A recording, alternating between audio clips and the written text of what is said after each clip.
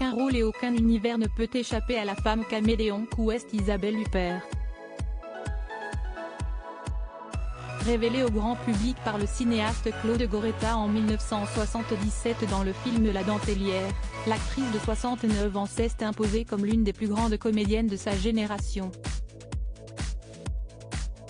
Alors qu'on vient de la voir dans le thriller haletant La syndicaliste de Jean-Paul Salomé, elle est flamboyante dans la comédie policière menée par François Ozon, Mon crime. Elle retrouve ainsi le cinéaste qui l'a brillamment dirigé dans 8 femmes, dans des costumes de stars vieillies du cinéma muet. Qui est la véritable Isabelle Huppert une fois que les caméras sont éteintes.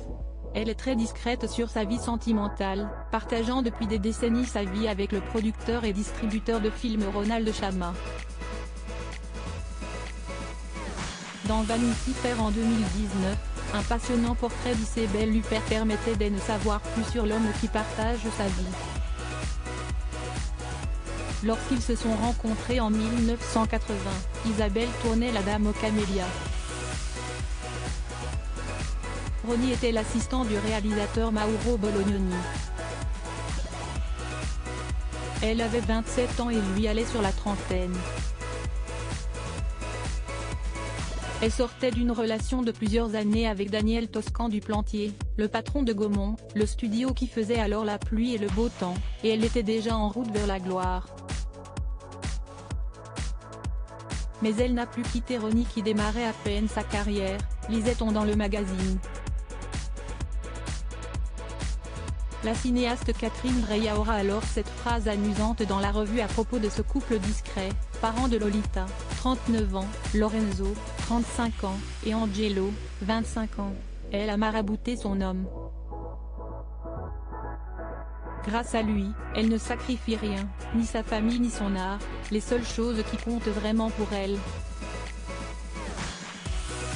Grâce à lui, surtout, elle n'a jamais sombré dans la folie comme d'autres actrices. Impossible d'obtenir les propres mots de Monsieur Isabelle Huppert. Celui qui s'est spécialisé dans la restauration de films anciens ne s'exprime jamais sur sa compagne. Thierry Frémaux, figure du Festival de Cannes, dira de lui qu'il est un homme délicieux, drôle, cultivé, qui passe sur les tournages de sa bien-aimée ou assiste aux cérémonies qui la récompensent. L'ombre, cela lui convient parfaitement. Mon crime, en salle dès le 8 mars.